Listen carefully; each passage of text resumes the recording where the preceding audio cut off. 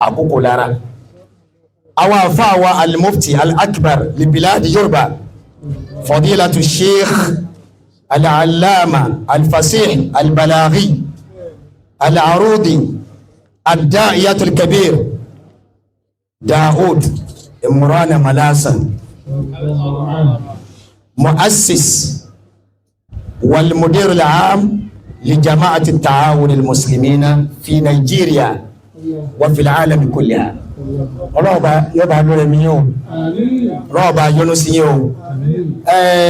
àdúrà wọn títí láìlá máa sí torí pé ẹni tọ́ èèyàn bá jẹ ní nǹkan ẹ gbọ́dọ̀ san ìwọ̀ tẹ́ jẹ́ lára àwọn tí ọjẹ́ mufti níwọ̀ lèmi tí mo ń sọ̀rọ̀ yìí wà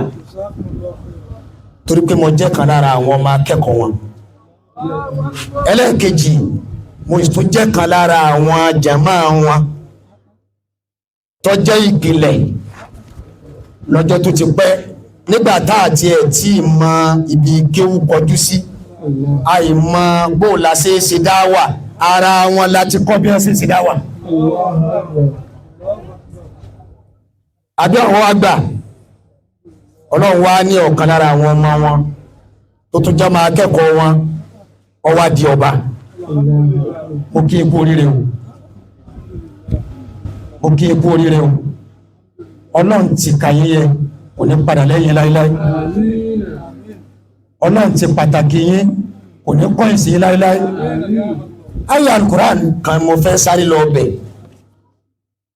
inú suratu Ali Imran ọlọ́run bismillahir rahmanir rahim yakhtassu bi rahmatihi man yasha ọlọ́run ni ẹni tó bá wu àwọ ọlọ́run láàmà ṣe kíni láàmà sàlẹ́sà àmà dalọ́lá wọ́n á ní pé nílé ayé ń bí àti yawmal qiyama wọ́n ní wa dhalika yashmulu al-hidayata tá a bá sọ pọ́lọ̀ ń ṣe nìkan lẹ́sà nǹkan àkọ́kọ́ tẹ́lẹ̀ rárá arú ẹni bẹ́ẹ̀ ni pé yu'tihi Allahu al-hidaya ọlọ́run ó fún ní ìtọ́sọ́nà àwọn mufti wa ìtọ́sọ́nà ọlọ́run bẹ pẹ̀lú wọn láti ọjọ́ tó ti pẹ́ wal ilma lára ń tọ́lọ̀ fi sáyẹ̀ lẹ́sà yóò fún ní kí ni o ìmà bẹ́ẹ̀ bá ń sọ nípa ìmà pẹ̀lú ògo ọlọ́run àwọn mufti wa ìmà ni wọn bákan náà wat tawfiq ìmà finise kò ń gẹ́ ó ṣe pé ntẹ́ yọ máa ṣe yọ máa bá mu lágbára lọ́wọ́ ọlọ́run ìtí ò ní bá mu ọlọ́run ní jẹ́ ṣe bákan náà wal maghfira irú ẹni bẹ́ẹ̀ ọlọ́run ní a máa ṣàmójúkúrò fún wa ghayriha minan ni'ami ad-diniyya wa dunyawiyya àtàwọn orí míì lára àwọn orílẹ̀ ayé àti tẹ̀sìn ọlọ́run kó orí ayé lẹ́yìn mufti wa lọ́wọ́ ọ̀wá wọn àwá sílò wọ́n wá ń lò sí di ẹ̀sìn orí ayé wọn ń já sẹ́sìn tàlìkì àmọ́ náà tún ṣe kí ni o tó ń já sóre abáyín dúpẹ́ lọ́dọ̀ ọlọ́run jamiya ta'awun al-muslimin laysat jama'iyatan kagayriha tá a bá fi tọ ẹ̀gàn kún ẹ̀tọ́ yọ ẹ̀gàn kú jama ta'awun al-muslimin ó yàtọ̀ jama'iyatun dhatu anshitatin mutanawwi'a èyí tó ṣe pé ẹlẹ́ mọ́rin wẹ̀ nínú jama mi ẹwọ́n tí a kọ́kọ́ fi bẹ̀rẹ̀ program àwọn tí yẹn bí ológun oríṣiríṣi àwọn harakat lọ́wọ́ nù jamiya ta'awun kò sí ń tẹ́ wádìbẹ̀tẹ̀ bá tó bá sọ pé jama'a ti yíò báyìí ni jamiya ta'awun ti sáájú mẹ́ tí wọ́n bá sọ pé jama'a ti ń tẹ́ ń ṣe rí ọ ma wà òkọ́sẹ̀ lára ta'awun ni so ta'awun al-muslimin wọ́n jẹ́ jama'a kan tó ṣe pé yóò máa kọ́ kayfa tahya hayatan dunyawiyatan diniyatan kamilatan jama'a ta'awun wọ́n máa kọ́ bẹ́ẹ̀ lọ sí fẹ́ lùgbésí ayé tó fi sórí rẹ̀ láyé tó sì ní padà ní yamal kiyama tó bá wá jẹ́ ọmọ ta'awun tí a bá wá rí ọ wọ́n máa rí àpẹẹrẹ dáadáa lára rẹ nínú ìsẹ̀mí ayé ọ balance nípa àlìkíámọ̀ ọ balance ọlọ́wọ́ bá aláàánú kò ní jẹ́ kí jàmúyà ọlọ́wọ́ ní jẹ́ owó al-Mufti ọlọ́run ní máa sa ẹni tó bá wùlẹ̀ sà ọ̀rọ̀ pé wọ́n fi àwọn àfáà wa ṣe Mufti èyí ń gan kọ́ ní ọ̀rọ̀ ọlá tọ́lọ̀ ti gbé sọ́dọ̀ wọn ọlá kan tó kọjá àfẹnusáátàrí tó ṣe pé ní tí ó bá lépa bá wọn yóò máa gùn díẹ̀ lórí ọ̀nà dáwà tó o bá fẹ́ lépa bá àwọn àmìrù wa ọ̀nà àgùdíẹ̀ ká tó wá pé ńgbà ọlọ́run fẹ́ dé ìyẹ̀jú ńládé tí ó wà parí ẹ̀ ọ wá gbé oyè Mufti fún wa kí ni àwọn àmì tá a fi mọ Mufti àdàgbé ní kitab wa sunnah al-ilm ash-shar'i ẹni tí ó jẹ́ Mufti làbúdà an yakuna aliman bil-ulum ash-shar'iyyah yóò ní mọ́ nípa ṣẹ̀ríà. الأمير داود إمران ملاسة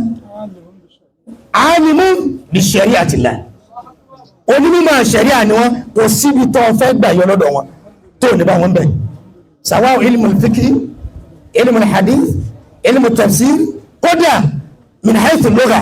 kò sí ń tọ́ ọmọ lọ́dọ̀ wọn tó bá eléyìí ó ti kọ́kọ́ jẹ́ àmọ̀ pé lóòótọ́ ààyè tọ́nà ń fi wọ́n sí wọn kájú ẹ̀ wọ́n sùn ẹlẹ́ẹ̀kejì min alamatil Mufti al-ijtihad ìyẹ̀jú mọ́ sọ́díjọ́ omi tí wọ́n sábẹ̀ olówílé ìgbà tí ó pàáfà ní ìhọrun tí wọ́n ò tí mọ̀ kí làwọn ó ṣe ilé àwọn àmìrù wá ti ṣe dáwà inú wọ́n ti ṣe kí ni wọ́n ti ṣe dáwà lára àlàmọ́ ti tẹ́ mọ́ rí lára al-Mufti kí ni al-ijtihad kí náà kú ní al-ijtihad laysa mujarrad ناقلة بل قادر على استنباط الأحكام الشرعية المستقلة كيف يقول ما جاء فلو فلو ẹni tí ó jẹ́ Mufti yóò lè dúró lórí ọsẹ̀ rẹ̀ méjèèjì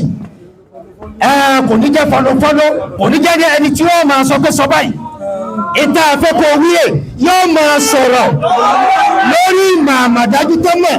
lórí al-Qur'an lórí hadith Nabi lórí fíkíù lórí mọ̀ ṣẹ̀ríà kìí ṣe bí yóò mọ̀ sí fọlọ́fọlọ́ ohun gangan fúnra yóò ṣe kí ni yóò lókun àti lè mú ìdájọ́ jáde lórí ntọ́bákà kìí ṣe ẹni tí wọ́n máa sọ pé sọ báyìí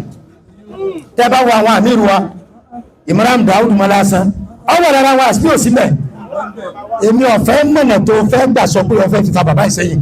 tọ́lọ̀ ń wò ti jogún àyè náà tí wọ́n máa fi sí ẹlẹ́ẹ̀kẹta min alamati al-Mufti ala dawil kitab wa sunnah التقوى والخشية يبقى يقولون يتعرض دقة في فتواه ويخاف الله في إصدارها وأن لا يقول على الله ورسوله بغير علم ẹni tá a pè Mufti kò ní sọ̀rọ̀ kan àfikọ́ bá ń tí Kùránì sọ̀rọ̀ kò ní sọ kankan àfikọ́ bá ń tàbí sànẹ́bì sọmọ kò ní sọ kankan àfitán nẹ́bì sọmọ kò ní sọ kankan àfitán sàábẹ́ sọmọ kò ní sọ kankan tí ó takò àwọn alùsùnà wal jamaa torí pé kí ni ìtàn pé ní Islam thabata ala al-kitab wa sunnah bẹ́ẹ̀ ni a bá ń pèrè mùsùlùmí yóò gbọ́ lórí kí ni al-kitab wa sunnah ẹni tá ń pè Mufti gbogbo tí ó máa mú wa kò gbọ́dọ̀ takò al-Qur'an bẹ́ẹ̀ ni ò ní takò sunna nabi kò sì ní takò ijma'ul ulama bẹ́ẹ̀ ni ò ní takò ọ̀rọ̀ àwọn sahaba al-kiram gbogbo àwọn nǹkan yìí ọwọ́ lára àwọn Mufti wa bí òsì lára Mufti wa alhamdulillah ẹlẹ́ẹ̀kẹrin al-qudra ala tarjih lidhalika tó pé yamtalik ala muqaranati al-adilla wa tarjih ar-rajih ẹni tẹ́ pé Mufti yóò ní àǹfààní láti mú ìdájọ́ ẹ̀sẹ̀ kan wá kó fi kan wé kan kó sì mú ọ̀rọ̀ èyí tí ó gbọ́dọ̀ bá jọra wọn kó sì fa kò mú òkun rẹ̀ jáde gbogbo àwọn nǹkan yìí ìmọ̀ ni ọgbọ́n ni òye ni làákàyè ni agbára ni nítẹ̀mí nítara ní ti àlàáfíà ọlọ́run jogún ẹ̀ fún àwọn àmì ìrùdà orí ìmọ̀ràn Malasa a fi àsìkò ibi ọlọ́run ló yàn yín ọlọ́run ló yàn yín ẹni ọlọ́run bá sì pè ọmọ aráyé kan ò lè kọ̀pé rẹ̀ ọba tó pè yín kò ní kọ̀pé yín láíláí ọba tó ní kẹ́ ẹ máa jẹ́ nǹkan kò ní padà lẹ́yìn yín ẹ wà lu àyè náà pẹ́ ẹ̀mí yóò gùn gbogbo àfáàlẹ̀ Yorùbá ni ẹ wà pẹ̀lú yín gbogbo àwọn ìmọ̀ ilẹ̀ Yorùbá ni wọ́n wà pẹ̀lú yín, gbogbo àwọn àfáàfáàfáà ni wọ́n wà pẹ̀lú yín, gbogbo àwọn jàmọ́ ni wọ́n wà pẹ̀lú yín. Ọlọ́run ní padà lẹ́yìn yín, èyí tá ń ṣe lónìí kò ní jẹ́ àṣemọ́ fún yín àti gbogbo àwọn ọmọ kéwù náà. Subhanaka Allahumma bihamdik ashhadu an la ilaha illa anta astaghfiruka wa atubu ilayk. Subhana rabbika rabbil